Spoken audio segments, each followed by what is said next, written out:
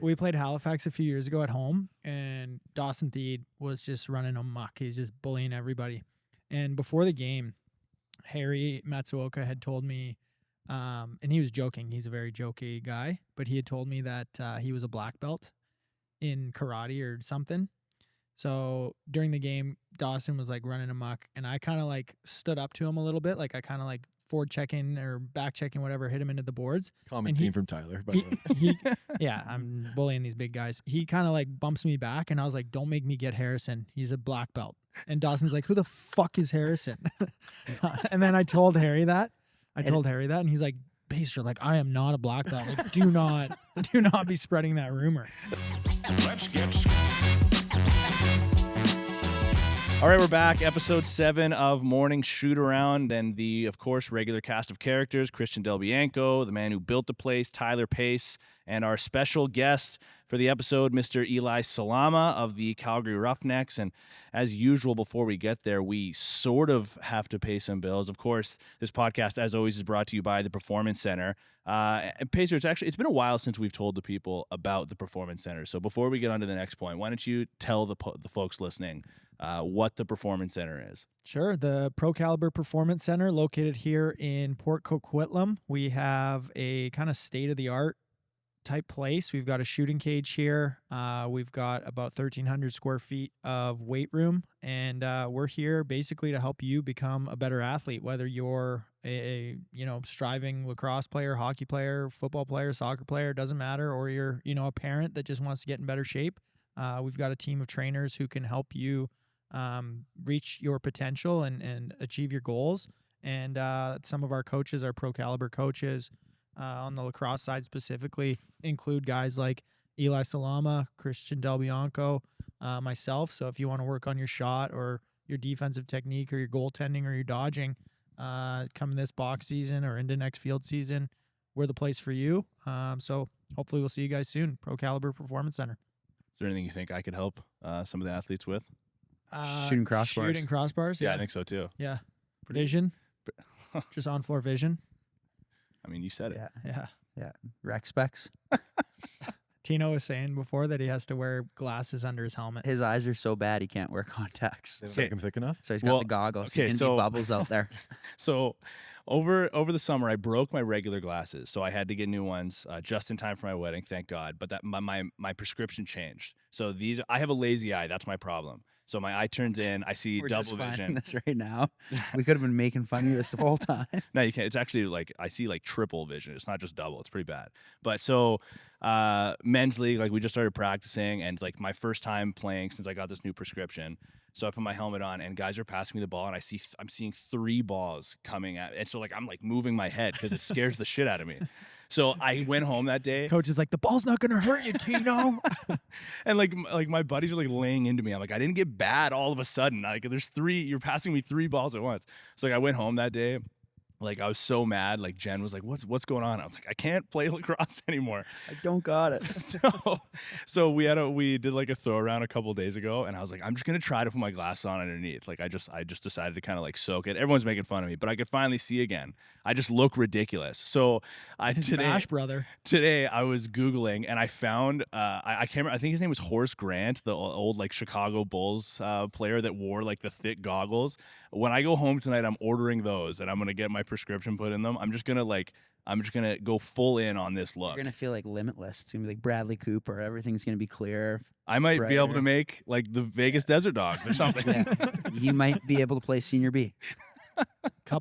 Maybe last year, we're playing. No, last year, or the year before, we're playing Toronto at home, and my girlfriend was there. She came for the game, and first quarter, I like cut the middle, got a pass right on the stick, just dropped it. Third quarter, same thing, same side, and she's like sitting in the corner there, same side of the floor. I cut again. This time, I kind of got checked as it was coming, and I dropped another one. So 2 inside that I dropped. After the game, Alicia was like, "Hey, by the way, I booked you an eye appointment for like Tuesday or whatever." And I was like, "What?" She's like, "Well, you couldn't catch the ball, so I figured you couldn't see it." And I was like, "Jesus." Like the good part is she actually booked the appointment. Yeah, it's she not did. like I just not a didn't church. show. Like They she called was me. just like, yeah, like I think you need this. That wouldn't be in joking fashion at all. She's worried about you. Yeah. Yeah. It's not It's even hard- lacrosse hard related. dating these old guys. Yeah. I didn't show up to my appointment. People who are watching this episode as well might notice the for rent signs have made another appearance back onto the wall. So, Pacer, I know you got some information that you want to tell the listeners and the viewers about. Sure. So I don't know, a bit of a unique way of doing this, but we're going to take the approach of just saying what our sponsorship package is, and we're going to keep it constant here for I'd say the next 2 months, so until the end of May, so June, I guess. We're going to go $750 package, gets you 4 episodes. You'll have your logo posted on the back there, whether we're here or at our secret location, like we did last week. You'll have your logo on a banner taped up behind us. And then if there's anything that you want in particular, you just let us know. If you want Christian to do the ad read for you, that might cost you a little bit extra because we'll have to hire a reading coach to It'll help also him out. take about half the episode. Yeah, we don't have enough time, so you'll have to pay for extra things. But I wanted to just say that like what these fees are going towards is really just Tino and our producer Ty. This is kind of one of their gigs. They're part-time gigs, I would say, but they spend a lot of time preparing and doing the production of it and making sure that the edits look cool. So like we said, maybe episode 1 or 2, Delbs and I are kind of doing this for the love of the game, but Tino and Ty are trying to make a career of this. So if sponsoring is something that you're interested in, $750 gets you 4 episodes. You get one of Tino's amazing ad reads, and we can do some stuff on Instagram as well or on socials if you want to have some watermarks or something like We could that. probably like wear their apparel too if they want to supply shirts. Yeah, if you want to supply shirts or hats and $750, then we'll Now we're asking for free gear too. then we'll probably wear that stuff. too, Sounded so- better in my head. Yeah. You can sponsor my new goggles. I'll put a big logo right over the front. Help Tino see again. Yeah, so there it is. Hopefully see some new logos up there next week. Right on. All right.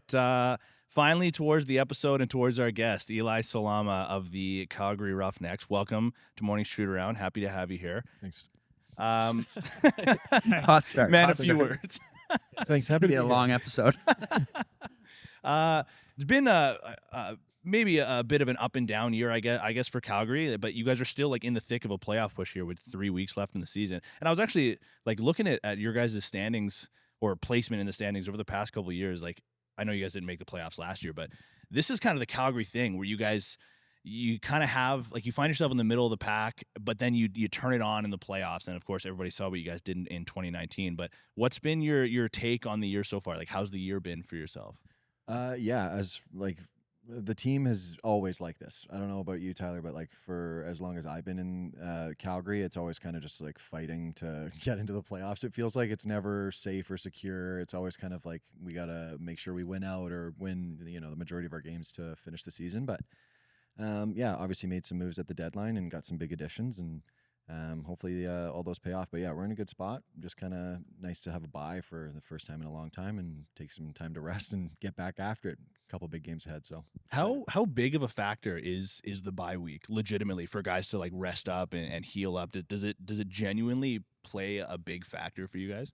I appreciate it. Yeah, I think we went like 12 weeks straight of games. So for whatever reason, we always start the year with a bye.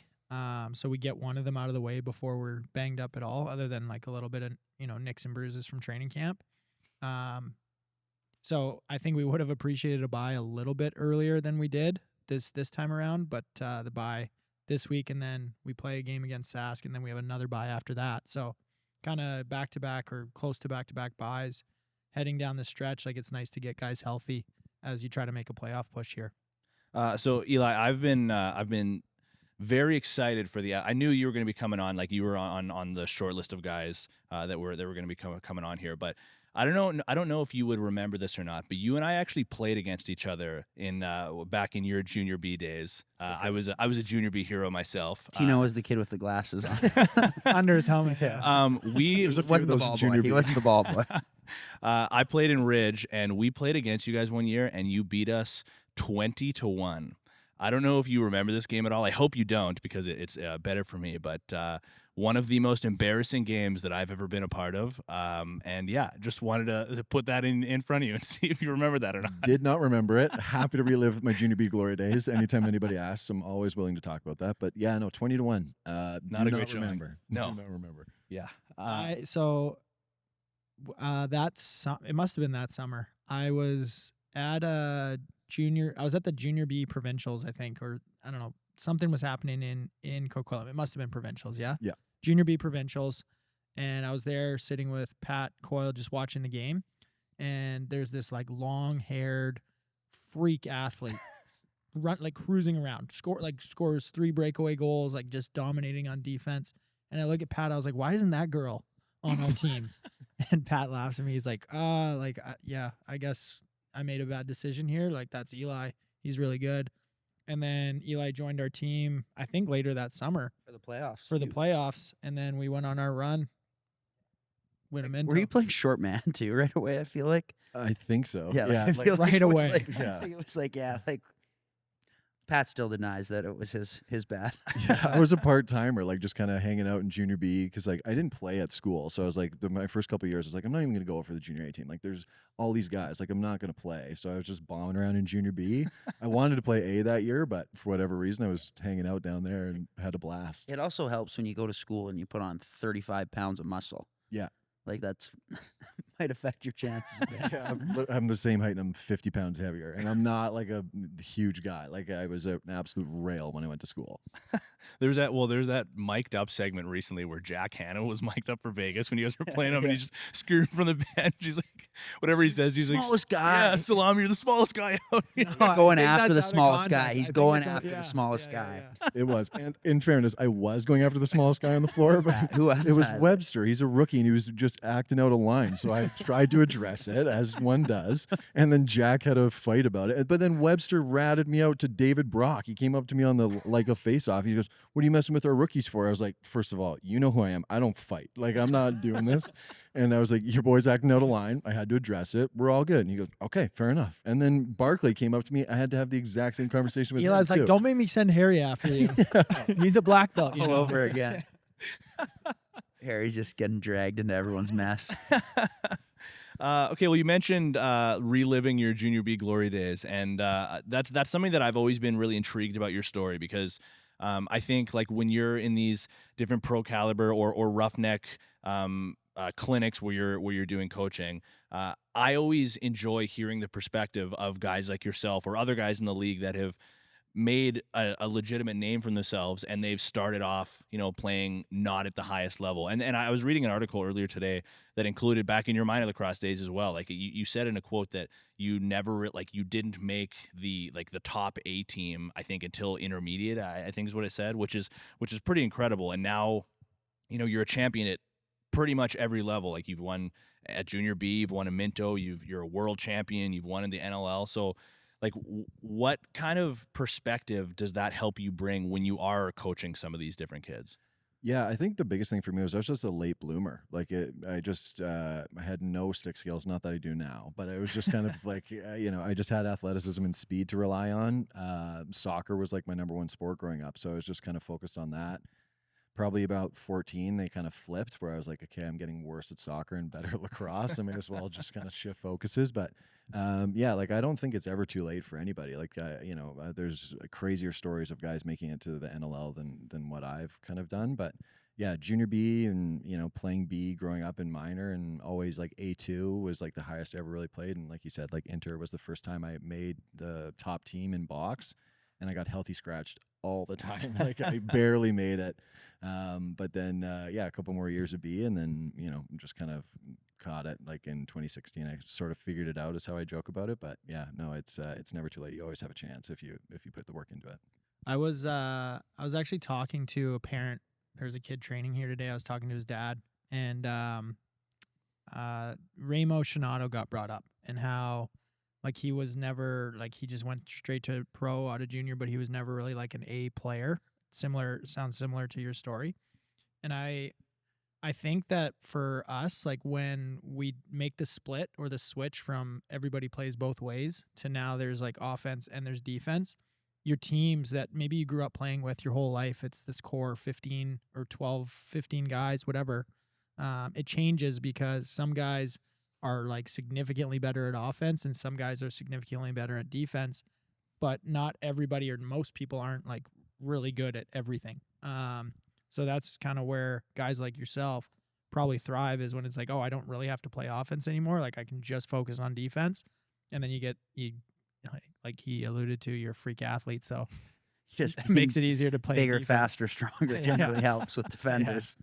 It's a pretty good skill set. Would you say though that that's like a fair thing? Is that once guys get to junior now, that's where like if you can make it on a junior A team, even you start out junior B, but if you can make it junior A, where it's like, hey, now I can focus more on the defensive side or the offensive side. Do you think that is like really what helped you? For sure. Like growing up, no matter what the level was, I was never on power play. Like that just wasn't what I was good at. But short man, like I usually got picked for stuff like that, and even in B, and for sure, like when you don't have to worry about a whole half of the game happening and you can just focus on what you kind of are more inclined to, like it just makes your life so much easier. And yeah, like it's reactionary. It's so different. Like, hearing Keegan Bell talk about the differences and having like, seeing both sides of the ball. Like, I don't understand that. I know how to play defense against plays. Like I can see nations coming at me, but if you get me to try and run it, like I can't do that. Like, you know what I mean? It's a simple play, but it just doesn't click for me unless I'm on the other side of it. So for sure, there's tons of opportunity for growth when you get to just focus on one. Do you think that's something that you're conscious? I mean, I'm sort of asking you to go back into the mindset of when you were that age, but do you think that's something that you're actively conscious of at the time, that, like if I can just get to the next level where I do just play defense and short man and not have to worry about the other side, I'll have a lot more success? Is that something that you're actively thinking of at that time, or is it just like you don't really realize it until you get there? To me, I probably didn't realize it. I was kind of a space cadet, just kind of bombing. Ball, Guys chase being ball, dudes. see ball, chase Yeah. ball. Yeah, it's like, No, okay, do I just have to stay in front of him in the net? Like I can do that. That seems simple enough. But yeah, no, I didn't think about it that critically or anything like that. But yeah, like I said, it's just easier when you only have to focus on one thing. So another thing that I read in one of these articles that I was checking out this morning was part of your decision to go and play junior B. Like I know you mentioned it earlier, but you talked about sort of wanting to find your confidence again, or like the word you used directly was like wanting to find my mojo again kind of thing. Do you think when you were making that decision to just go and play junior B, to like just commit to that for the year, were you kind of lacking confidence? Like were you like a little bit shaken? Like do you think if you had gone to try out for junior A, then you would have been more so in your own head? I think there's lacking confidence, and then there's just being realistic about what is like what's there. Like when you think about the guys that like were a few years older than me in Coquitlam, it's like, I'm not going to steal any of those guys' spots. Like when I am so raw, like I have, I'm so much to learn. And then at school, like I said, like I didn't really play my first 2 years. Granted, because it was like I was literally playing behind just like all American. So it's like, okay, of course not, I'm going to play. So it's the same thing in both spots, right? Like if I'm at home, I'm not going to knock Challen Rogers, Mike Messenger, like all these guys out of a spot, and I'm not going to knock, the guys that I was at RIT. So it's just like, yeah, why not? Just go play, not have to worry about, barely cracking the lineup or barely getting minutes, and just play and focus on growth and getting minutes and time, right? And then being in those high pressure situations helps you grow. I think there's something to be said about that too, and I get calls quite a bit from parents who say, "Oh, like my kid didn't make the A1 team or didn't make the A team," and like I think they should have. And I kind of joke with parents frequently. I say like if I had $1 for every time a parent told me their kid should have made the A team or should have been the best or whatever, should have been MVP, like I wouldn't be answering this phone call anymore. I'd be retired on a yacht somewhere. But I think there is something to be said about, like, if you're told or suggested that you should play down a level, there's a good chance, because you're like that bubble guy, there's a good chance that you're going to be the man on that lower team. Like you're either going to be the best defensive player, or you're going to be starting on the power play, or the ball is going to be in your stick more frequently than the other players, and you can develop at a faster rate. So maybe that's something that helped you too, is like you got the extra reps. You were on the floor in critical minutes. You were like asked to do more than maybe you would have on the junior A team, where maybe you get healthy scratched, especially for the first couple of years, so you can hone in on your craft and develop your game. Like, do you agree with that?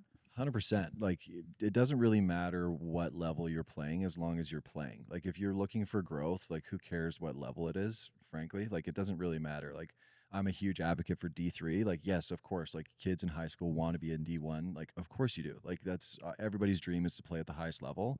It doesn't always work, and that's okay. Why not play where there's playing time available for you? And for me, it wasn't even available to me right when I got there. And that's okay. Like I'm learning from guys that are, exceptional players and, seeing how they approach the game, seeing how they play, right? And learning. And then, you can take that and go find a place to play in the off season or the other season or however you want to look at it. And yeah, the growth is always available to you. It's just kind of, sucking up your pride and being like, I'm okay being a junior B player for a little bit, right? Like I'm young, I'm in my first couple of years. This is okay. Like there's still time. Just because it's not my time now doesn't mean it never will be. Yeah, I think the biggest part of that is getting the parents on board first, right? Like I think as much as we talk about like the kid wants to go to Ohio State or he wants to go to a big school, like I think the parents kind of set this goal or vision of what they have in their head. And if your parent isn't the one kind of leading the kid to the water saying, hey, maybe there's a really good D2 school that you're a good fit, or maybe going to junior B where you're going to get opportunities, right? Because there is guys that, yeah, they go to a great D1 school, but they sit for 4 years or they sit for 3 years, right? And if that's what you want, awesome. But there's also nothing wrong with going to RIT where it seems like half the NLL went, right? Ryan Lee, Jordan McIntosh, like everyone. Matt Hosick, Taylor Jensen, like the list goes on. Trevor Smith. Yeah. Tyler, you got any technical Tigers? Dan McRae. Cooper Gettle, PCL alum. Yeah, exactly. 2 national championships, I think. So parents, keep an open mind, right? Helps the kids kind of get to where they need to go, and I think they'll have a lot better attitude. Go Tech. Roll Tigers. Roll Tech, go Tigers, Tech by 20, all the hashtags. Yeah, and there are like, I joked and I do joke. I actually do that with parents when they call me and say how good their kids are. I usually tell them that little one-liner, but like we're available. Like my phone's on. I have connections with guys like Eli or like Keegan who, never got those A caliber looks right away. They weren't like the future of lacrosse when they were 10 years old. And they found their way to the pro ranks to the world stage, like, a potential Olympian sitting in our midst here. And it's a matter of like, if you want to get some advice on this or you want an honest opinion, just give us a call, like reach out to us and we'll hopefully help you out a little bit. Well, that's actually a good transition point here. Like I'm sure we're gonna hop all over your career in different directions here. But speaking of like the Worlds kind of or the Olympics, you got to compete at the Worlds this past September. And I've always been curious. I mean, like, well, I'll ask like how your overall experience there was. Of course, you guys come out on top with the gold medal, but I've always been curious about the role specifically of Canada, the Haudenosaunee, and the U.S. because you guys are sort of in this position where like you're trying to grow the game, and you're oftentimes playing against other nations where the talent level maybe isn't necessarily as high. So there are certain situations where you guys are sort of coaching them like after with practices and stuff like that, but you're also there to do a job and you're also there to compete kind of thing. What is that overall experience like when you do kind of have to balance the competitiveness and wanting to beat the best kind of thing, but you're also tasked with growing the game? Yeah, I think, we got a cool opportunity to do some joint practices and scrimmages against like the Czech, Jamaica, and Japan, which was super cool. Like the Japanese guys were super excited. We had the women's team out there and the Japanese women's team, which was awesome. They're like sponges. They're just so excited to learn. They've got guys like Graham Hosick buzzing around. They're calling him like the quads or something, like just because his legs are busting out of the shorts. His legs are the size of their entire torso. Yeah, like, they're all built like the same. Like they're all like kind of like 5'9", super athletic, really muscular. Yeah. But then like our team is like built so different. You got Shane Jackson, you got Graham Hosick on the same team. Like they're both exceptional lacrosse players, but very different builds. But yeah, no, it was a super cool opportunity to be able to kind of share the game and grow the game. But then, yeah, like once the whistle goes, and even before the whistle, like we're warming up against Team Japan, and they don't know you're not supposed to cross the line. The mid line. Wiz is barking at them at center. He's going to the translator. You tell him stay over there. Yeah, you had to talk to the face-off guy. They're Yeah, sticking Wiz together. got slashed pretty good on one, and he legitimately went. Like, he didn't go to the translator before, but when he got slashed, he went to the translator. He's like, hey, tell him no more of that. So just little stuff like that, nuances that we're so familiar with. Like you would never cross center to go get a ball, or like you're doing your line drills. You would never like get to the back of your line and cross over the It was like midline. their sprints. Like, like when they do the sprint through, they're doing that towards center and just like sprinting through to our side of center. Like, Like, it guys, was- no, do not do Charging that. you. Yeah. Like the unwritten rules of lacrosse. Yeah. Yeah. It's like, hey, this is going to be friendly and we're all going to have a good time and get out of here. Hopefully everybody's healthy, but do not cross the midline. Well, I mean, speaking of Graham Hossack, did you get a chance? I mean, for anybody who hasn't seen these, this might sound like the weirdest question in the world, but did you get a chance to see his footwear close up, like those thin, like the flat shoes, the rock climbers. what's the take on those? Like, did you guys like ask him? I've never I heard him mean, talk about these before. It's Haas. Like, he just does whatever he wants, man. Like, look at him. Like, I'm not going to question what he's doing. He's dumping people 20 feet into the corner. Like, Yeah. clearly something's right. He can wear whatever the hell shoes he wants. Him and Mitch Disnew were wearing them. Yeah. And like Just you units. want to like dog on them because you're like, come on, fellas. Like, look, we got some nice shoes. Like Nike hooked it up and we're like, and then they're wearing their toe shoes. And it's just like, if that's what works for you, like who am I to judge? But I won't be. It also helps when you're like 240 pounds. It's Yeah, like, multiple time depoy. Is that yeah, good? like, everyone's just like, yeah. Fucking Shane Jackson went out the front door with toe shoes on the next game. Yeah, it's like, hey, all right, it's catching on, but yeah, no, I'm not wearing them. If that works for you, great. And it's you're not gonna make fun of Haas. And if you meet Haas, like, it just makes sense. Like, he just kind of does his own thing and kind of knows what works for him. function is the only thing. Yeah, he shaves his head and he has hair. I was playing in Victoria the one summer, and Haas was there, and we had it was like a day in between games, so kind of treated as like a recovery day. So a bunch of us went to the gym and we're doing stretching, basically like yoga type stuff. And Haas is there like front squatting 3 plates. I was like, Haas, we have a game tomorrow. He's like, yeah, this is like an active recovery day for me. I was like, man, some people are just built different and you're one of them. The Hossicks can squat. I went to school with Matt and I lived with him for a year. His diet is all function. The same thing. Like they just like what is going to get me what I need. But we had a squat test and Matt, like everybody's doing it. It's like I think it was like 185 or 205. It was like just AMRAP. Bizarre test, but whatever. A bunch of us were doing it. Like some good numbers were like in the 30s, couple guys stretching to the 40s, which is like impressive. Matt was on co-op, so he was working like in Buffalo. He wasn't at school.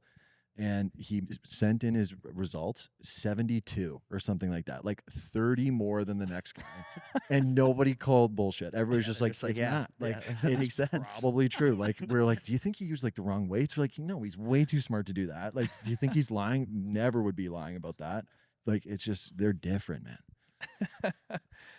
You were actually also just recently, or this past weekend, I think, caught on like the hot mic when Zach Courier was mic'd up, and he like called you out for wearing your Team Canada shoes, and you were like, yeah, like I love them. I just bought another pair, kind of thing. What is it? I'm always so curious to hear like athletes in different sports, like basketball players or like football players with their cleats, but in this case, lacrosse players with their chosen footwear. Like, what is it about those shoes that you got for Team Canada that makes you love them so much? They're comfortable first and foremost. Like honestly, say. like it's like, listen, I've worn some bright shoes in my day. Like I like my shoes, but and I'll fight through like a couple blisters to wear like a pair that I like a little bit more. But those ones, for whatever reason, I Not like. a Hossack. No, I like the complete opposite. But yeah, for whatever reason, those ones are working for me. I have a new pair. I've been trying to break in at practice, and I just can't. I can't get past it. Like They're just. not a wide shoe, those shoes that you're wearing. You The make them look jaws. exceptionally wide when Dude, they're on your yeah. feet. My feet are stretching through them. Yeah. You I can't have slide a wide credit card under Folding my on the foot. outside. Yeah. I have wide feet and bunions, so they fit me I just got fine. the gout feet. Yeah. Delbs let me in on or like briefed me a little bit on a story that I want to get you to tell. So Delbs, maybe you can kind of preview it a little bit. The 2016. Yeah, just the first initial time you got cut from junior A, where I don't know if you necessarily agreed with it. I did not agree with it. Yeah, I'm assuming you're alluding to the meeting I had with Pat in the coach's office. Yeah, that one. Yeah, so again, it's kind of just there's a little bit of confidence there and kind of like being like, hey, no, I'm ready for this opportunity. But yeah, I was getting healthy scratched, or because I was on a B card, so I wasn't like expecting to play every game. But at a certain point, I was kind of just like, okay, like I'm a better option than I just put up 20 on Maple Ridge. yeah, junior B, like junior B MVP. Ever heard of it? Like, you know what I mean? So No, we haven't. You're the first one I know of. yeah, but I was just at a certain point, I was just kind of like, hey, like respectfully, I think I'm a better option than what we're putting out there. Like I get it. For whatever reason, like, you know, I've been playing B because I, you know, wasn't playing at school. I wanted to come back and just be able to play these last couple of years. You know, I think this summer has been a really good growth opportunity for me, and I kind of was just like, fuck you, play me, like respectfully almost. And he took it exceptionally well. There was practice right after, and he's like, okay, yeah, I appreciate you, you know, coming to me with a respectful tone about it and like having a conversation like an adult with me instead of, you know, pissing and moaning about like my playing time. And then he said, okay, sounds good. Like, thanks. Good chat. You coming out to practice with us? I said, no. And I just went home. I was like, no, I'm good. Yeah, see, everybody was on your side until that part. I had a junior B thing earlier in the day, and I was just like, no, like I'm gassed, like you know. So I did my junior B duties, and He's Shane Simpson. He's a Ferrari. Yeah. He can't be driving him to Ferrari. the grocery store. no, I'll fight through it. I'm a work truck. Put away wet. So like without knowing you that like on that much of a personal level, was that a big thing that you kind of had to build up? Like, I feel like a lot of people at that age, you know, you're dealing with some anxiety, and especially having to go and have a meeting with somebody like Pat Coyle, like that's a really big deal. You know what I mean? Like, what was the build up like for you? Yeah, I had played a field season for Pat previously, so I kind of knew him. But my heart was beat out of my chest. Like, I was like, I knew my worth, and I had like the confidence to say it. And you know, I think if you're going to do that, you have to be like super respectful. You can't, you know, get like a tone about it or do anything like that. And I tried to approach it from like the most mature standpoint that I could. And, you know, I didn't have like numbers or facts to back it up, but I just said, hey, I'm a better option than what's being played currently. You know, not dogging on my teammates or anything like that, or like calling guys out by name, but I just was like, hey, like I think that I can bring something here. And kudos to him. Like, you know, this kid who has no accolades, no nothing, like no reputation to be spoken for. And just taking it and listening and having a conversation with me was huge. So kudos to Pat for just accepting that conversation and dealing with it. But yeah, it was very nerve-wracking because it's like that office is like super like dark. It's like super under, low ceilings. yeah, it's under the stand. So It's like you a gotta legit- try It's like legit this. like a Harry Potter. I got to room. see it for the first time this Yeah. past summer. It's like a closet. Yeah, and he's sitting all the way in the back at this desk, like tucked into the corner. I'm like, right, And walking Pat's in there, like Pat's monotone when he's happy. Never mind when he's having like a hard oh, yeah. conversation. Like he He's gave, probably just staring through your soul. He doesn't even know that he's doing it. no gave me nothing back. Like was having a conversation with me, but I was like, I have no idea if that went well or How long after that did you get the call that you're getting the call up? It was just kind of started like slowly, like getting more opportunities, and then you know if you're gonna call your shot, like you better hit it. You know what I mean? So he gave me the opportunities, took advantage of them, and kind of ran with it. And you know, unfortunately, some guys went down. Like Keegan Rittinger broke his foot that year, and you know, some guys had to step up into roles that were new to them. And for whatever reason, you know, I got lucky. So. And what point of the year was that? Because you were like a pretty key piece of the eventual Mento Cup winning team. Like, was that going into playoffs? Was that earlier in the season? Like when? I think it was junior B playoffs ish. It was kind of like later in the season, like definitely back half of it. Because I was doing like double duty, which was fun, and it was again great for my growth, like tons of minutes, even if it wasn't like the crunch time minutes in A. But yeah, it was definitely in the back half of the year. And then just was playing penalty kill, buzzing around, doing everything. Yeah, because it must have been at least after June 10th because you were that's home. usually when I get back. Yeah. And Pacer's taking credit. He told Pat to. no, but I had never seen you before the Junior B provincials. So Yeah. that was the first time I had seen you, unless I just ignored you at practice. or Probably, anything. probably. Pacer came back, would always wears Denver gear. He's wearing Denver helmet. Yeah. Well, I was less than Who are confident. these peasants? Yeah, I was less than confident in the locker room at that point too. So I was just kind of like, hey, I'm here. I'm just trying to enjoy myself. Like, stay out of trouble, and like, don't be seen. As a defender, if you can not be seen, especially as a young guy, that's you're doing your job. What do you remember about that Mento? It was such a cool opportunity. Like Trevor Smith, who we mentioned earlier, was like we played together. We played the same position at school. We're in the same year, so like a lot of connection with him and playing against him. And that Orangeville team was stacked. Chewy Van Galen sniping top right corner again. And That guy just like he can't die. He's just in my nightmares. Yeah. Twister far Yeah, side. he's right. probably like got a good job somewhere, hasn't touched a lacrosse stick in 10 years, and everyone still brings him up. But it was such a cool Minto. I do wish we were in Poirier. LEC was good, but you know, seeing what was there this past summer was electric. So I feel, wild. hindsight's 2020, but no, it was such a cool experience. Such low scoring games in the final.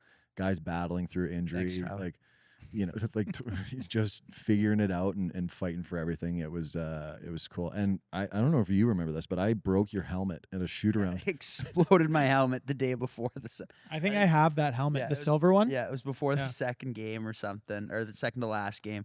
Just like buzzing around, like just around the Snake. 24 Snake. snake or something. Just exploded my helmet so bad.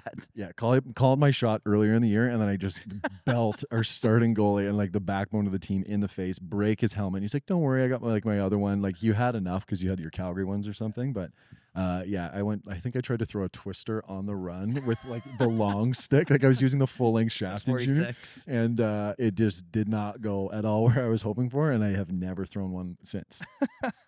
Every time, whenever and Delbs was like notorious just because he's been the goalie for so long in Calgary. But whenever, because he'd get a new helmet every other year, Yeah, every year. he'd get a new helmet and he'd be so freaking excited. He puts it in this little helmet bag. He like carries it in his backpack to games. Like he just loves his helmets. So the first shot, like we do laps around the floor, he like runs in a net. He's like getting ready to make a save. My first shot's always like trying to scrape paint off the helmet. Like, nice helmet, buddy. There was like a long time where me and the big beautician, Shepsy, when we do the laps, would throw like a floater and I'd just dolphin dive it as high as I could.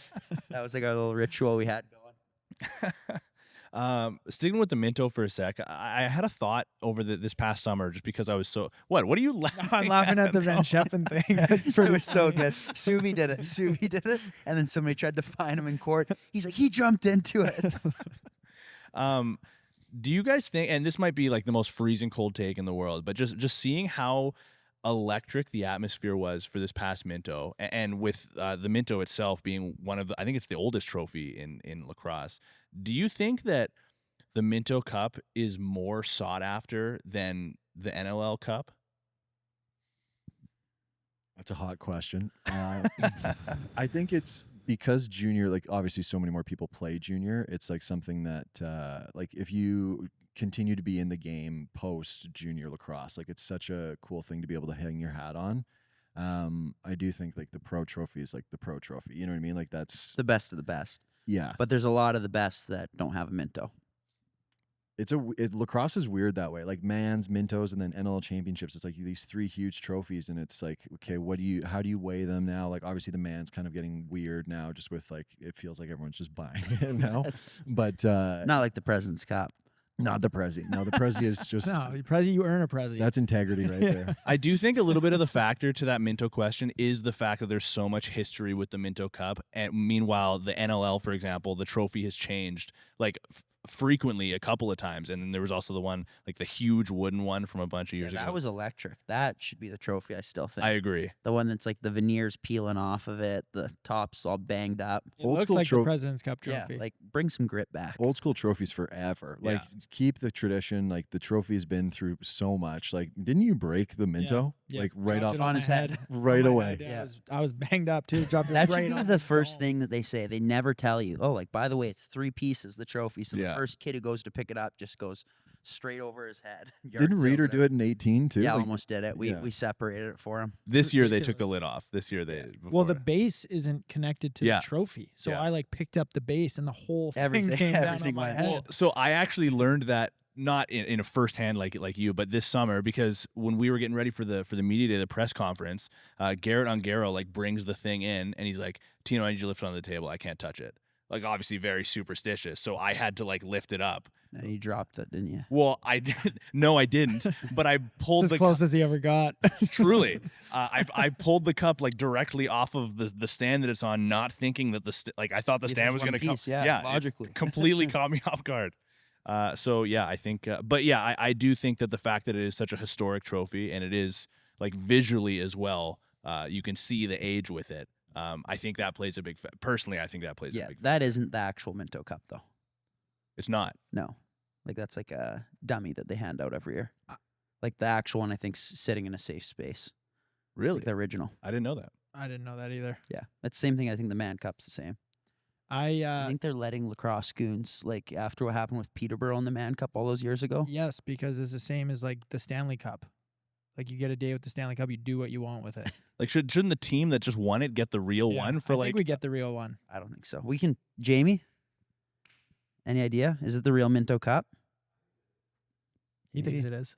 To answer your question though, Tino, I think that it depends on who you ask about like what trophy is the coolest to get. Because even Delbs and I were playing Senior B, and you don't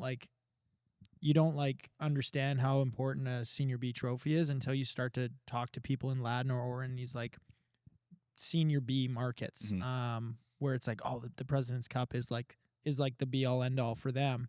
But if you were to ask somebody who like played Junior A and that was the furthest that they went, then maybe the Mento Cup is the best for them. And old timers, like you talk to some old Salmon Bellies guys, and the Man Cup is like the most prestigious. And then obviously anybody who's played in the NLL, it's like that's all I want to do is win a NLL championship. So I really do think that lacrosse is unique in the sense that it depends on who you ask. Like the trophy will become the more important thing. I think the childhood like club aspect makes a lot of the difference too. Like you said, like Ladner is just like it's very niche. Like it's such a small community that like is so passionate about Senior B, right? Like that's their thing. Coquitlam is like, hey, we love Junior A. You know, Same with like Orangeville, like that's their thing, right? So that's the most important one. And if you like are a born and bred Orangeville, born and bred Coquitlam kid, like you go to junior games, you see like these teams winning them, like that makes a huge difference. And Orangeville doesn't have a Senior A team, right? Like they're diehard junior, like Minto. Interesting. Okay, Eli, I want to jump to your first year in the NLL, because like for anybody that wasn't aware, I mean, you win a championship in your first year, which is pretty incredible. Especially like I keep thinking about this in the context that, you know, you've said that you didn't really make the best A team until intermediate. So with that in context and thinking of you now as a world champion and an NLL champion, like I think that adds so much depth to the story. But in that first NLL season, like you get into 16 of the 18 regular season games, and then you get into every playoff game. Like you are legitimately a key contributor to this team, and it obviously ends with you hoisting a trophy.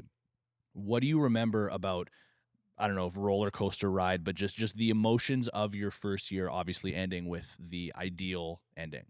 Yeah, sick to check it off the bucket list right off the hop. It's just like, okay, nice. Anything else is a bonus. Like, got it. But no, that first year was awesome. It was cool to be able to come into the team with, you know, guys that I was familiar with. Obviously, a lot of Coquitlam connection there, which was awesome, right? But otherwise, yeah, like the 16 out of 18 games, kind of trying to find my feet early. There's a bunch of us young guys. Like there's 3 first-round draft picks. Callie's too. Yeah. Shane. Yeah, Shane was like 6th or something. Then Reese and I were back-to-back picks later. And then Zach the year before. Yeah. And Tyler. You're not a D guy. You were a D guy though the year before. But yeah, like it was a super like stacked defense. Like that D was crazy. And you know, in training camp, Curtis Manning like helping me, you know, answering some questions and kind of just giving unsolicited advice, which was huge. Mouse threatened to cut me that camp. I don't know if you remember that. I don't think you were the only one. Tell that story. Why? Yeah, because I just wasn't cross-checking. And in fairness, I wasn't. I was kind of playing like a pussy. But it was just like, oh my God. Like he pulled me aside and he goes, if you don't start hitting people, I'll cut you. I don't want to, but I will. And I was like, fair enough.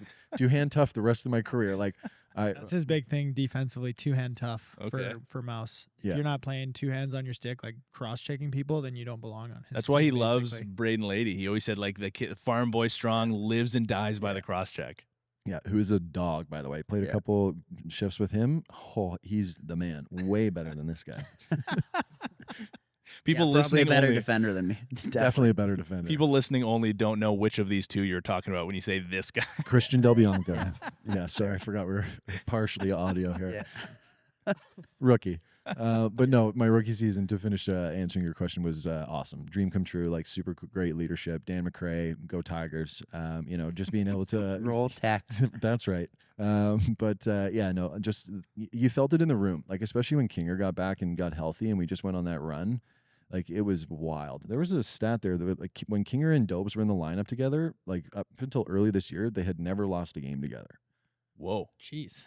That's kind of crazy. That is You got to think the year after was the suspension year. COVID, yeah, and then The suspension, like Dobes got suspended for the first 6 games of the Right. year. Wasn't that also the shortened season though too? No, we had this argument. It wasn't. It wasn't? we Okay. won in 19, and then it was 2020. We were like, that would have been the COVID year. 21 would have been COVID, wouldn't it? Like that March. No, because there was one year where it was cut short, and there was another year where it was fully canceled. And then Yeah, it we came- didn't have a full year. He's right. I think suspension early, and then Yeah. because we won And a then couple, COVID. lost a couple. Dobes Then came we went back. to Toronto, the last game, won in Toronto to get to like 6-6 or something, and that was it. We came back in the locker room, and Rudy Gobert had touched all the mics. And That's everyone was right. like, ooh, we might not be seeing each other for a while. Yeah. Frenchman. It was like that Toronto flight. I think the news about Kobe Bryant dying, and I was like, no, he didn't die. And then it was like everywhere. Kobe Bryant died, and then 2 weeks later, we Is just that the couldn't. same timeline? Yeah, and then we couldn't play sports. What a terrible year. It's horrible. Yeah, horrible year. Real positive here, guys. That team, that 2019 team was sick. Like we had, Some of the biggest beauties we you'll ever were meet. so good, and just you said it. The locker room was incredible. Like Chad Cummings and Mitch Wild might have been one of the greatest tandems you've ever seen. They together, like separate and together, are electric. Like they just brought out the best in each other, and they had their, they were so proud of their routines as roommates. Like they just had it dialed down. Like it was to a science, and yeah, everybody just like was clicking. It was such a cool room. to be Mitch a part had 7 sticks. I don't know if Chad even had mesh in his one. we had just like Mitch Wild was my like locker buddy for the first few years of my career. The whole time that he was there, and he would bring so many things, The trainer shaft, the yellow trainer shaft. so many things to the games, and it would just be sprawled everywhere. I'm like, Mitch, you have got to get your stuff out of my area. Like it has to happen. He'd have 5 sticks. One of them's like 30 pounds. He'd like be out there working on his wrist strength. I'm like, why are you using that? He's like, oh, just in case. In case what, man? But yeah, he's just like a word vomit guy. So every second of every day was just something funny that he had to say. Pretty much every good nickname we have from Calgary is from him. Like Whether it's Toey like- is the best yeah, nickname yeah. ever, and that's all pop. Yeah, he calls Toey Tosef Gordon-Levitt. He was calling Adam Bland the Blandalorian. Like, just all the time. The Mutician, I think, might have been him, too. Yeah. If you need somebody to throw SY and beauty at the end of anything, Yeah. Mitch is your guy. Or Stiltsy. Stiltsy. We do That this- photo kills me. we do this like Or Tarantulas. That came up this weekend. we do this drill at the end of warm up where we basically are like crisscross passing, but we're real tight, almost like a star drill, I guess, but only 4 guys, 4 lines. So we're just like crisscross passing back and forth. And Mitch would always like rattle off sauces. He'd be like carbonara, marinara, like every pass. It's like, man, enough. Like, There's no mute. There's no stop. mute button. Yeah, but the Tarantulas thing. So we're driving in Colorado on the team bus, and there's Tarantulas Billiards Club. And he's, oh man, we should go to that place. That sounds exotic. Tarantulas. And everyone just stops and looks at him. Wasn't even joking. It was just dead serious. Had a full Delbs moment. It was so good. Greg Harnett just like soaking shot. Like all he wanted to do was block shots. He almost With like Corey Small's game tire. Yeah, he like, at almost the end. put his head in front of him. He almost put his neck in it. Like he went spinally twisted. The clip of that is electric. What a team. Well, I mean, just sticking with that team, like it kind of still fits the theme that we were talking before. Like you guys have to go on a 3-game win streak at the end of the year to finish 10-8, so that like realistically, have you guys not go? If you lose those 3 games, you probably don't make the playoffs that year, and so it just kind of fits that theme of you guys regular season being just sort of middle of the pack, but then you get hot at the right time and obviously end up hoisting a trophy at the end. What do you remember? Like I've talked to these guys a little bit about it as well, and maybe you guys can chime in afterwards. But the final game, the game that you guys do eventually hoist the trophy, goes to overtime. Have to imagine as a D guy, I don't know, maybe they weren't. Your nerves, I would imagine, were probably going like crazy. And even I watched that game back recently, and I completely forgot there was a moment late in the game, might have been in overtime, where Dane Smith almost wins it. Like Zach stops Courier it. makes a save. Yeah, Beersy did the same. crazy. Beersy did the same thing for me this weekend. Like crazy. I would imagine like in those moments, you must have just been like losing your mind. So what do you remember about that final game? Yeah, you do your best to like keep it calm and cool, collected, because like for me, that's kind of my shtick that I like to try and pride myself on, is just being kind of even keel the whole way through and get a little bit quiet on the bench. Like sometimes I have to talk to guys and be like, "Hey, I'm not mad at you. Like I'm not pissed off. I'm good." It's just like when I'm working, I'm working. Like I'm just kind of trying to stay in the zone. But yeah, when Zach is putting his body on the line and getting his elbow up to like block a shot, and like Christian's flailing Freak. around, He's a freak, yeah, Zach. making saves and stuff. It's like it's hard not to be like, oh my god, what the hell's going on? Especially as a rookie, right? Like we played in big games and tight games in the Mento, but then it's the NLL and it's a winner take all overtime. Like that is as like. What more can you ask for in a place like the Saddle Dome? Like everything is going for the game of lacrosse there, and it's just so cool to be a part of. But yeah, you do everything in your power to just be like, hey, get on, don't make any mistakes, and get off. Don't Like, screw up. yeah, get the ball to the offense, no fast breaks, nothing. Like let's just get the loose ball, get out of here. So yeah, it was electric, and yeah, you do everything in your power to just stay cool. And I'm just looking at the scores of from this playoff run. Like every one of these games was close. You got How about San Diego? Like Yeah, San Diego 12-11. And look at the fourth quarter. We were down like 3.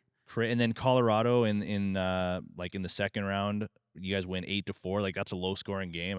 Maybe not necessarily as close as a 1 goal, but still when they're that low scoring, like every save, every goal like grows in importance. And then of course Buffalo, you guys win game 1 10-7, and then the overtime win in game 2 14-13. When you're a rookie and you win in your first year, like do you just think at that point like I'm gonna win forever, like we're gonna be the best forever? It sucks because yeah, you do. Like when you win that early on, and it's just like you think that like the good old days will never end. You're just like, this room's awesome. Like no one's ever gonna leave. Like We're not going 1, 2. yeah, This team's gonna stay together forever. yeah. And then when we like come out hot the next year, like we're buzzing. Like we're like, oh, we could do this again, because like the room felt the same, everything, and then COVID.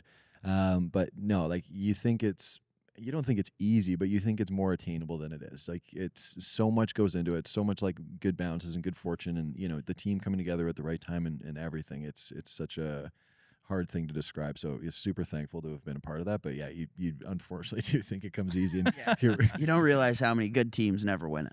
Like it's insane. it really is wild.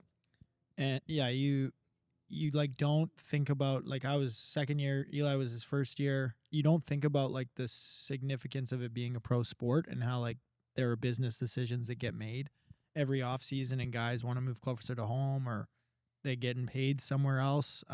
So you don't realize you're going to lose guys until it happens. And shortly after that COVID kind of lockout, we started losing guys. But I also think like coming off of a championship, you remember what guys were capable of the year before. So there's like a certain level of trust in the room where it's like, oh, I know that Curtis Dixon maybe he has an off night, but I know he's good for 5, so I'm going to keep giving him the ball. I know Dane Dobie's going to do his thing. I know that Jesse King's going to be able to do his thing. So you come back with a group like that the year after, and Buffalo kind of did it the past 2 years. Well, what were they, 4 straight championship runs? Yeah. So they know, like from that run, they know everybody's like pros and cons, like what situation they're going to be the best in. They know how to communicate with each other. They know all the little nuances that help kind of going forward. So we thought we had that in Calgary, and then friggin' COVID got us good.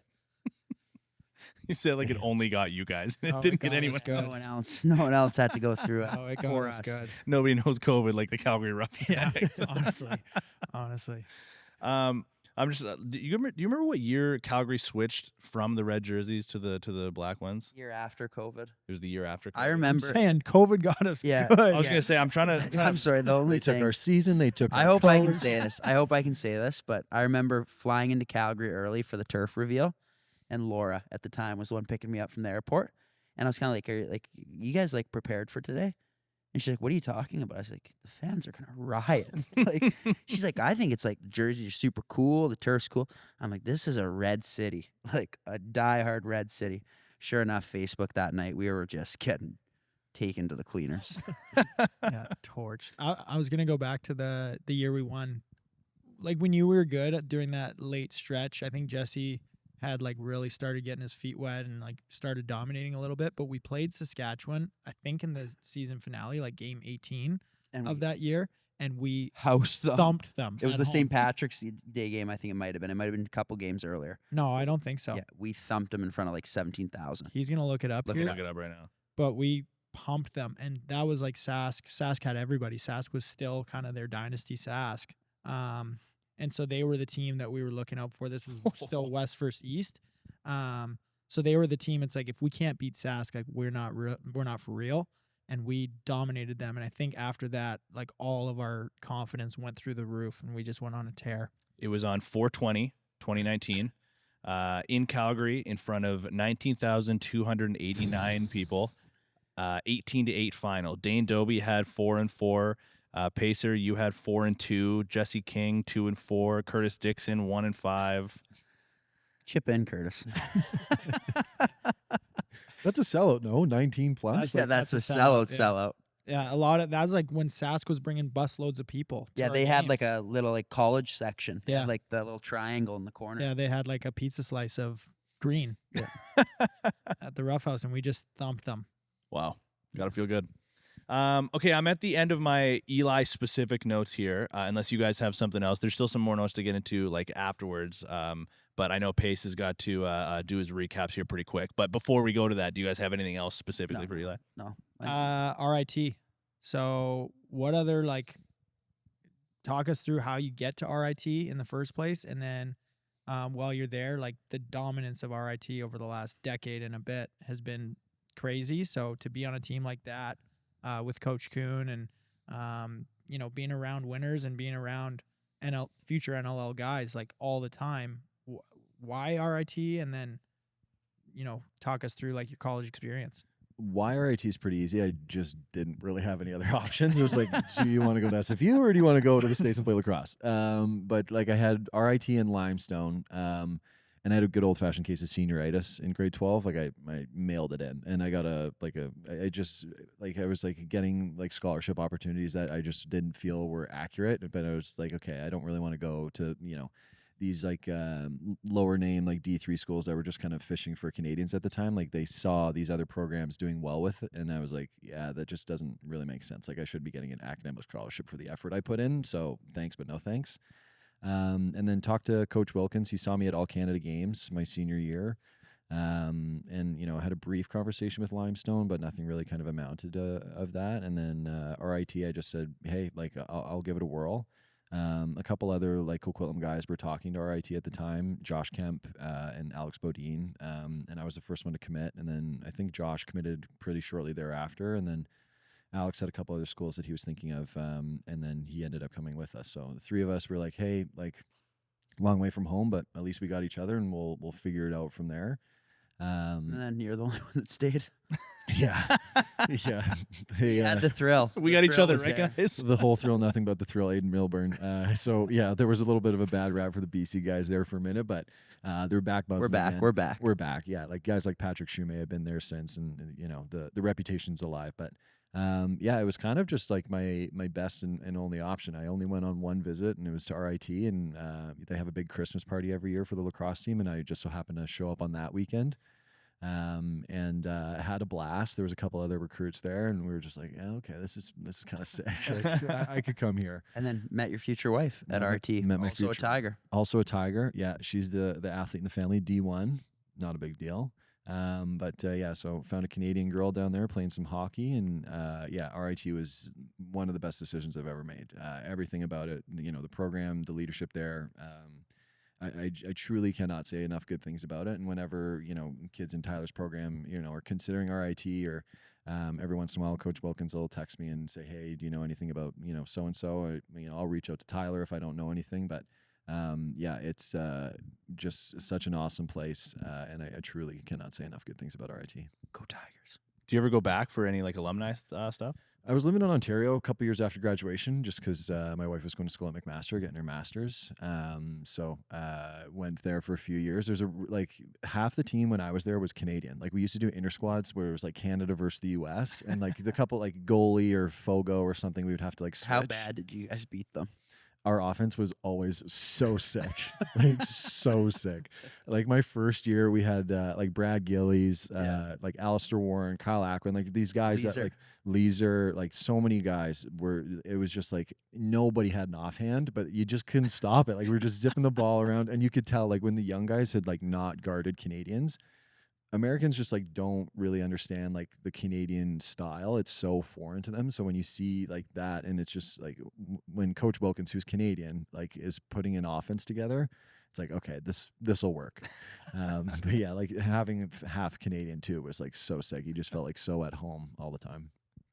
I love that. That makes me think of that mic'd up clip of Cody when he was still playing PCL. I forget who they were playing against, and he's talking to some defender, and he's like, my rights are relevant, buddy. Yeah. My rights are relevant, bud. Yeah.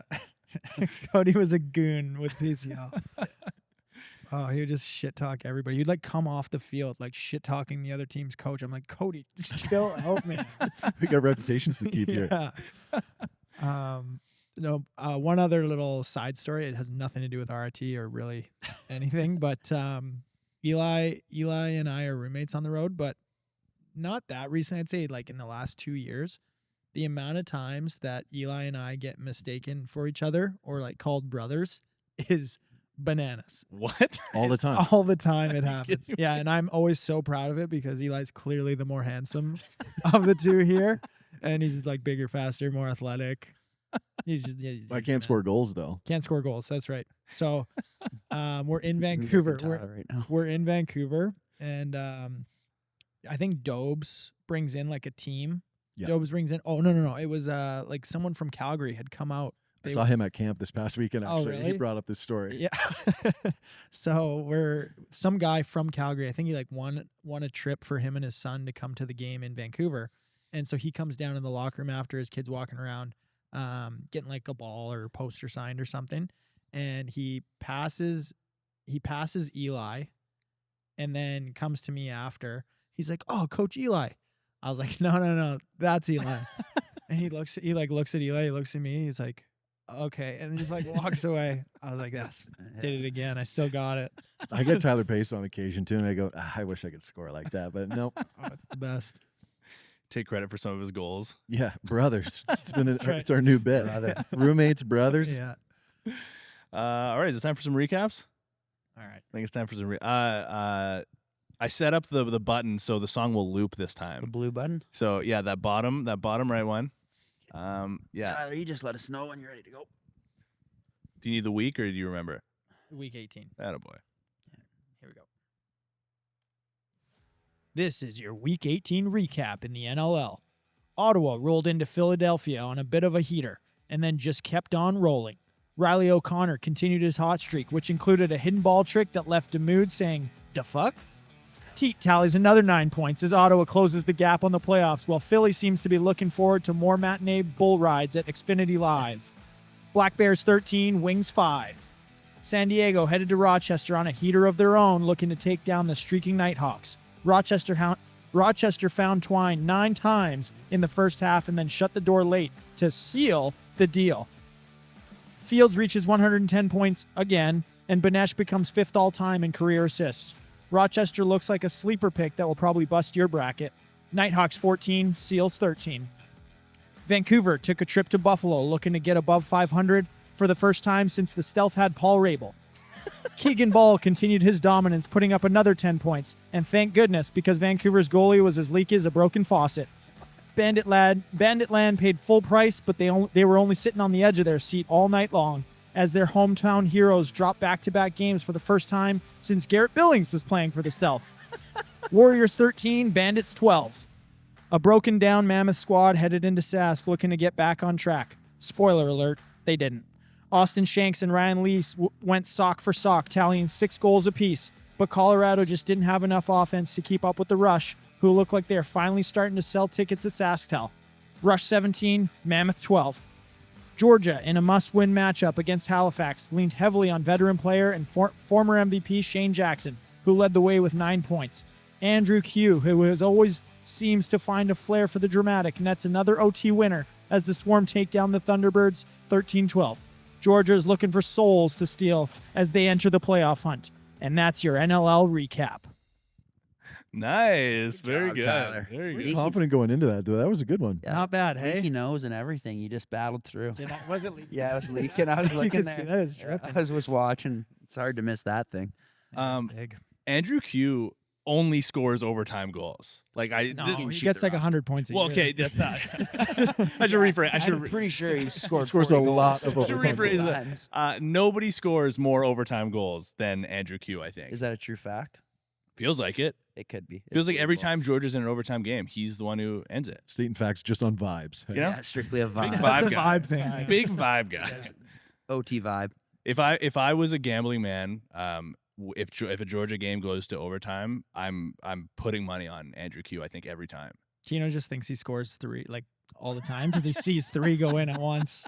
Did you see me hit all 3 of the 4 corners?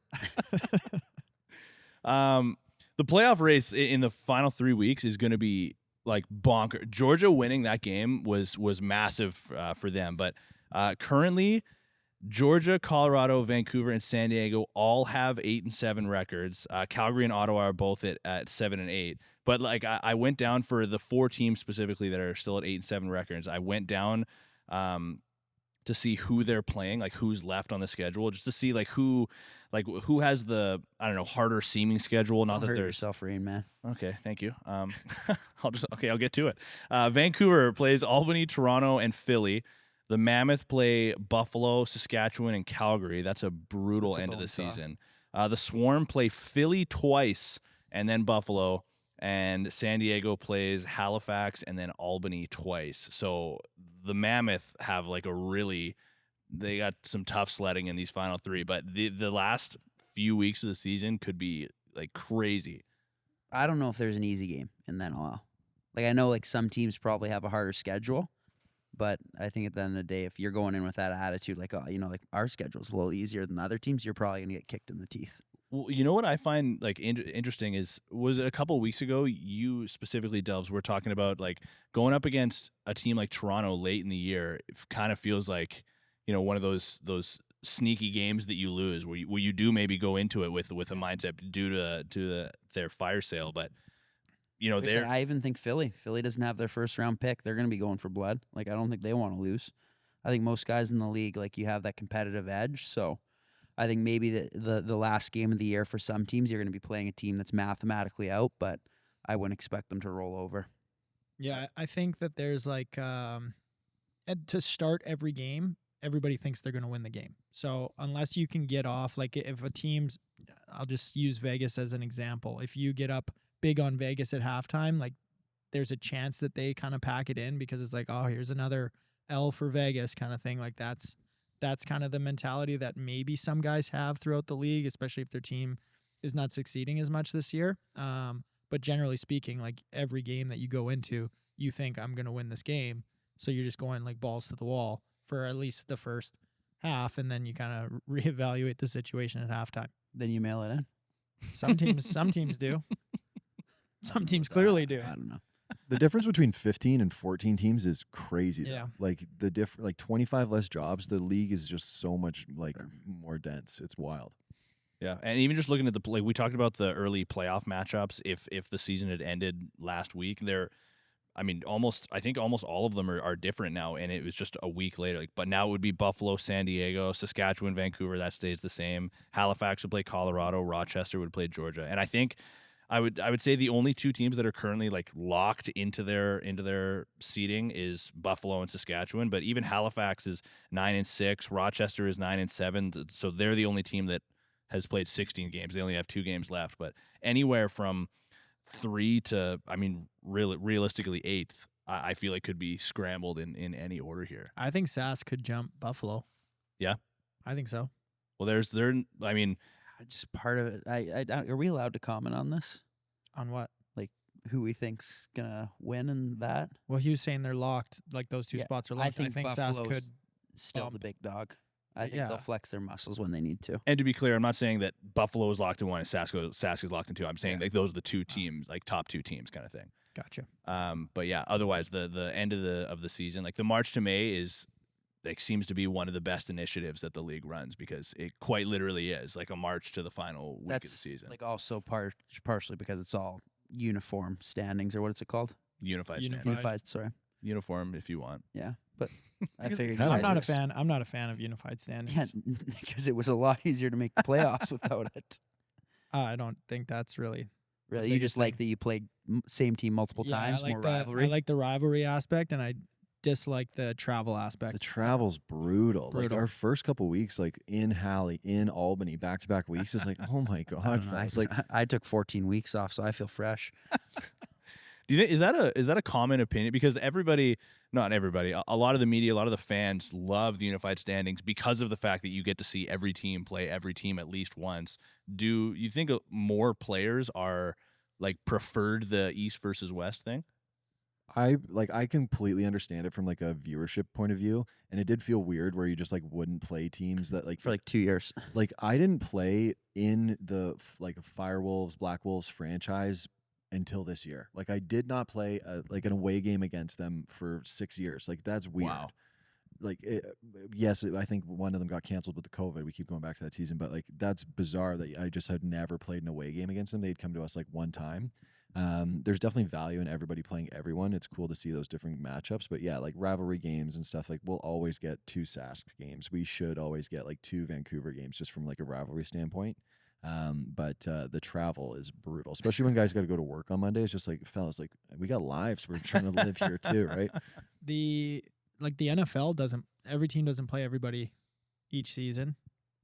Like they're a pretty big sport. So Mathematically, they can't though. Yeah, but I don't. Like, if we want to have rivals, if we You want to have smoked 'em. rivals, if we want to have rivals, like how are we only Play more playing- games. Yeah, right. Play more games. Everyone plays everyone, and then you play your Western teams more times. Yeah. We just Mini need game. We'd more play mini games. Just go one and Western one. And mini then a games. Mini game. I don't know. I'm not a fan of the unified standings. Maybe it's an in-season tournament. Turn a cup, bring it back. Alternate Cup. We won the Alternate Alternate Cup. up. Yeah, we got it. Congrats. That's right. That's awesome. Yeah, we never got rings though. That when you ask like what trophy, I think the Alternate Cup. The Minto or the alternate cup? Yeah. Alternate Cup, you baby. always remember your first. Was that 19? No, I thought that was when like we were wearing black. That was 2 years ago. Really? I think it was Mouse's last year we won the Alternate Cup. I think I could be completely making this up, but I swear I remember hearing an interview with Mouse where the media person asked him like, "How does it feel to have won the alternate cup?" And he was like, "I don't care at all." Worst guy to ask. Worst guy. He couldn't care less. Does that like? Do we get like a Today card for that? Or he was wondering if there's a cash incentive. Kind of a nice trophy though. It looked a lot It like was- the it NLL wa- one, but it was a maple Wood? leaf on Yeah, top. was it wood? No. I think it was metal. For the casual listeners, I mean, you guys gave me a hard time last week because I made Reed commit to like Brett Frood, not just Brett. Which, by the way, my wife Jen was like, "Thank you for doing that." I had no idea who Brett was, and my dad as well. I'm glad your wife and your dad had your back. I really would have thought they would have sided with us. Can you guys explain what the alternate cup is or was? Is Alternate like a bank? Yeah, it's a bank. Alternate savings. Alternate Savings Free basically ad. did this. Yeah. Yeah, sponsor $700. They hosted like this all Canadian, basically in season tournament. So the Canadian team that had the best record First against Canadian teams. the other Canadian teams would win the Alternate Cup, and we were the champions that year. I wish you guys just yard sailed when you guys win whatever the final game is. I don't think we even knew. We were like told after the game. Yeah. Like, hey Yeah. guys, that's the alternate cup. Yeah, okay. Can I drink out of Yeah, it? we were drinking out of it. in the room Bordy's using it after. as a coaster somewhere. Yeah, paperweight. Yeah. The last thing I got to hear on my notes as well, the Rush or Saskatchewan's Rush reimagined jerseys. This was the second year that they had done them. Did you guys see these? Yeah. I thought they were unreal. Like some of the best alternate jerseys I think I've ever seen in the NLL. Yeah, I'm a big fan of having like a consistent alternate jersey. I think that those ones definitely hit for me personally. I think they're a cool idea. They're kind of different. They're not like, it is cool because SAS kind of has a reverse retro look for their gamers, so it's just so far away, and I think it's not like a theme. You know what I'm saying? That's the problem with some of these alternates we have going right now is like some of them don't remotely make sense with the team's colors or kind of mascot. I think that's a good point. I like when like there's alternate jerseys because they're fun, like the retro skate, like for the Canucks and stuff. Like that's like part of the history, but it still feels Canucks. Where like that still very much feels Rush. Warriors. If you're watching this, Flying V jersey next year, alternate. I think the Rush rebrand is all time. Like they've done Getting a logo. They've done a sick Getting a logo. job. Yeah, they've done a sick job with their rebrand, with the logo, the floor. Like people were talking about it. I think on TV it looks brighter than it actually is when you're there. Yeah, I think they've crushed. Helps it's still green. Yeah, they've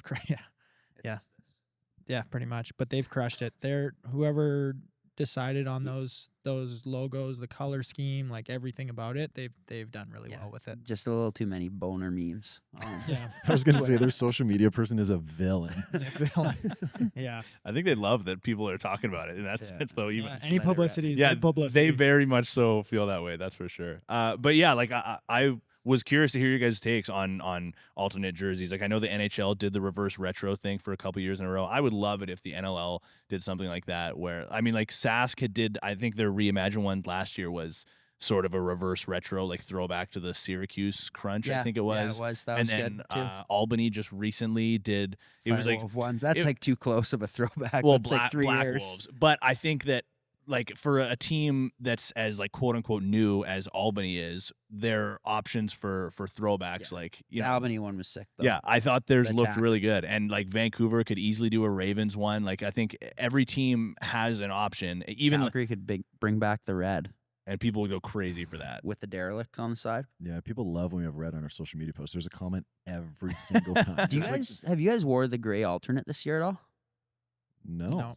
I like that jersey too. That's the problem is you guys asked for too many shorts. We do have all matching shorts this year for our specialty night. Just had to You get guys rid have of the you. Tiki jersey coming up. Yeah. That's always a good one. Just had to get rid of Christian. We got matching shorts for all of our jerseys. So Yep. much That's all it savings. took. All right, you guys got anything else? Or I can see Jamie behind the camera. He's starting to sway, so I think he's getting antsy. Yeah, there he's just fired up. Yeah, this is a good one. Some good stories on this episode. Yeah. All right, are we good to wrap up then? You guys good? Yeah. Cool. All right. Well, thank you to Eli Salama for joining us for an episode. Legitimately, some good stories. I hope. Yeah, I had a lot to. There's been some bangers of episodes, so I was a little bit nervous coming in, but appreciate you guys Everyone's having just me on. trying to dethrone Keegan Bell right now. Yeah. That what a guy. Most likable guy in podcast The history. best storyteller in lacrosse. Yeah, the title. What was it? Biggest beauty you'll ever meet. Yeah, but also the producer was his roommate at university. So there's some bias. Whatever. like, It seemed pretty on Yeah. brand. yeah, it's all AI. Sponsorship once again. $750 gets you 4 episodes of ad reads with Tino, or Delbs. Yeah, a night with Uh, Tyler. You're not volunteering yourself for that one. No. That's a Tino thing or a Delbs thing. I do the weekend recap. Not a night with me. A read. Just want to make sure we're clarifying that. Yeah. He said a night with Tyler, and he's like, not with Tino. Oh no, not with Tino. No one wants that. You get a poster. You get a poster behind where the for rent signs are. Well, there's only 2, but we have like 3 or 4 spots available. So, yeah, we hope to see some sponsorship emails or DMs come through here. And if you have any questions about it, just let us know, and we'll get you a package sorted out. No problem. All right. Again, thanks to Eli. Thanks to the fellas. Thanks to the Performance Center giving us a night off at the new secret location. Thanks to the viewers and listeners for joining us on another edition of Morning Shootaround. And as always, we will see you next time. Thanks, guys. See ya.